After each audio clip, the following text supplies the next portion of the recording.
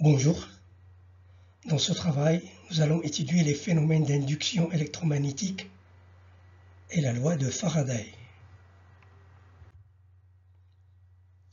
Lorsqu'on fait varier par un procédé quelconque le flux du champ magnétique qui traverse un circuit fermé dépourvu de source électrique, ce dernier est le siège d'un courant électrique dit courant induit.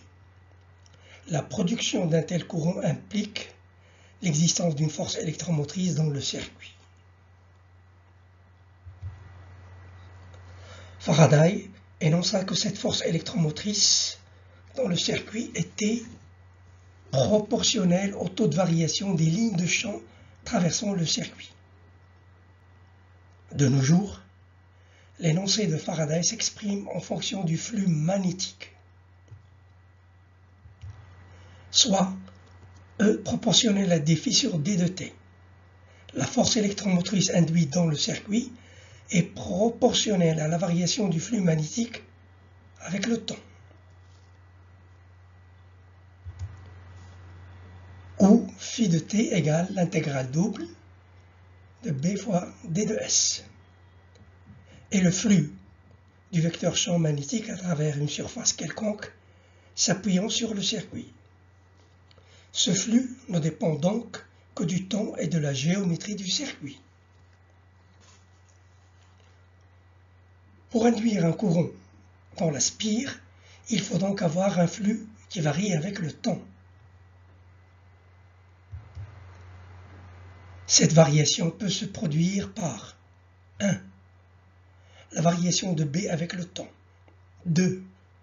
La variation de l'orientation relative du vecteur B et du vecteur D de S. Et 3. La variation de la forme de la surface avec le temps.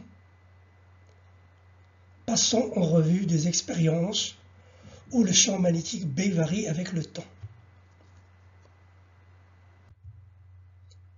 Considérons un aimant et une boucle métallique reliée à un ampéromètre.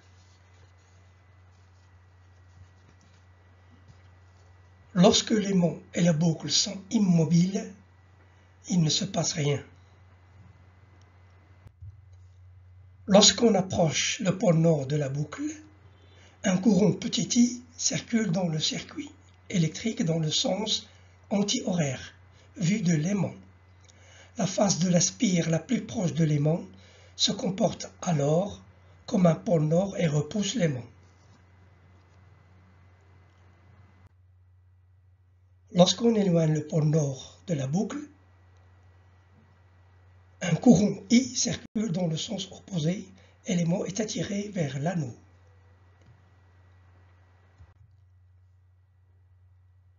Dans les deux expériences, le courant induit I dans la spire génère un flux du champ B induit qui s'oppose à la variation du flux produit par l'aimant. Si l'on intervertit le pôle nord et le pôle sud, le courant induit s'inverse dans la spire. Ces résultats ne sont pas modifiés si l'on déplace la boucle et que l'on garde l'aimant immobile. L'intensité du courant induit dépend de la vitesse relative de la boucle et de l'aimant. La loi de Faraday, E proportionnelle à d phi sur dt, ne donne pas le sens du courant induit dans les expériences faisant intervenir un mouvement relatif.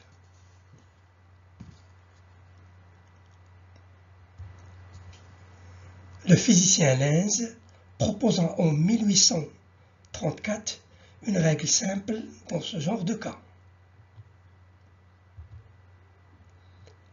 Un flux entrant et augmentant dans le temps induit une force électromotrice qui produit un flux sortant.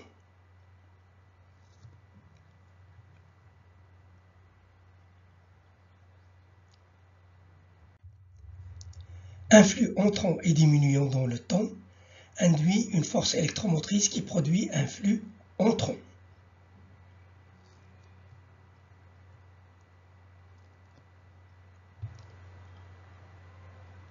Environ 30 ans plus tard, Maxwell donna un énoncé plus général de la loi de Lenz.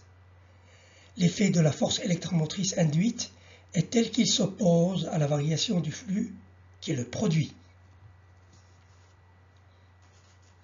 Afin d'incorporer la loi de Lenz dans l'équation de Faraday, E proportionnelle à dφ sur d de t, on adopte deux conventions pour fixer le signe de la force électromotrice induite dans un circuit. 1. On choisit le sens de la normale n de façon à ce que le flux initial traverse le circuit soit positif. 2. Si le sens du champ induit par la spire est dans le même sens que n, le sens dans lequel nos doigts peuvent s'enrouler naturellement sur le circuit, règle de la main droite, donne le sens du courant que produirait une force électromotrice positive.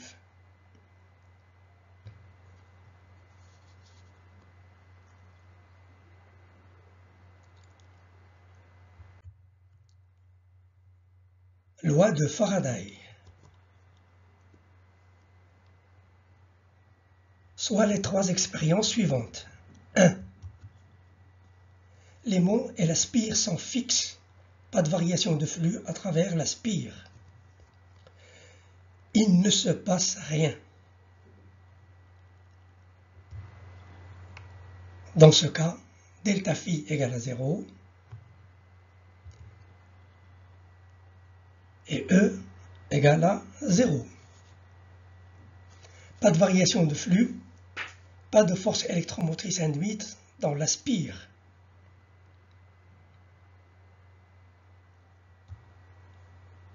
Deux, l'aimant s'éloigne de la spire. Dans ce cas, il y a variation de flux à travers le circuit.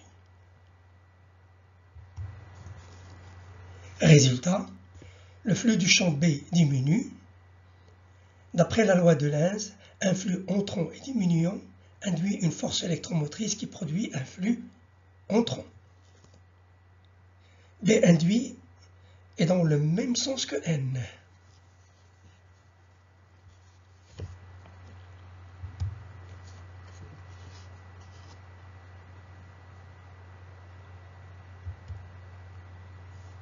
D'après les deux expériences citées plus haut, le courant induit I circule dans le sens que produirait une force électromotrice positive.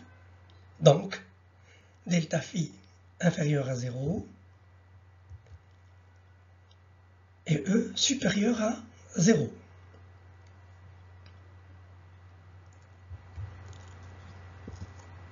Dans le cas où l'aimant s'approche de la spire, le flux du champ B augmente. D'après la loi de Lenz, un flux entrant et augmentant dans le temps induit une force électromotrice qui produit un flux sortant. B induit est de sens opposé de la normale N. D'après les conventions citées plus haut, le courant induit I circule dans le sens que produirait une force électromotrice négative. Donc, delta phi est positif et E est négatif, inférieur à 0. Les résultats qu'on vient de voir montrent que le signe de la force électromotrice induite est toujours opposé au signe de la variation du flux delta phi. On peut incorporer cette caractéristique dans la loi de Faraday en y faisant figurer un signe négatif.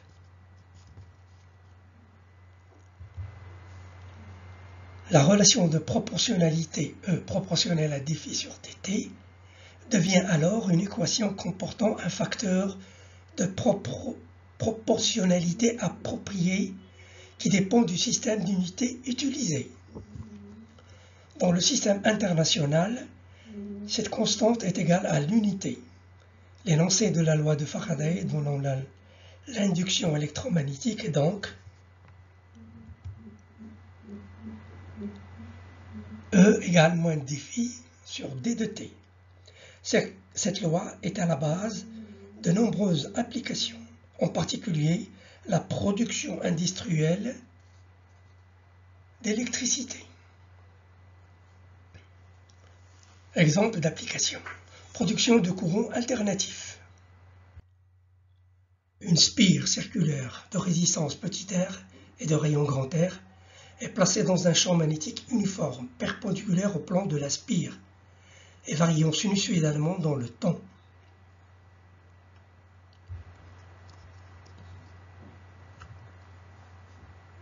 B de t égale Bm cosinus oméga t. Le flux du champ B à travers la spire est phi de t égale Bm pi r au carré cosinus oméga t. La force électromotrice d'induction dans la spire est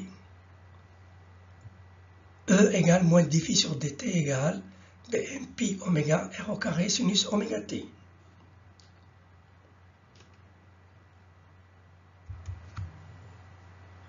D'où l'intensité du courant dans la spire, I de t égale E sur petit r égale Bm pi oméga r au carré sur petit r sinus oméga t. Le courant induit génère un flux qui s'oppose à la variation du flux du champ magnétique à travers la spire. Sur la figure suivante, on représente la variation de phi de t et I de t. On voit que le courant I de t est toujours opposé à la variation de phi de t, conformément à la loi de Lenz.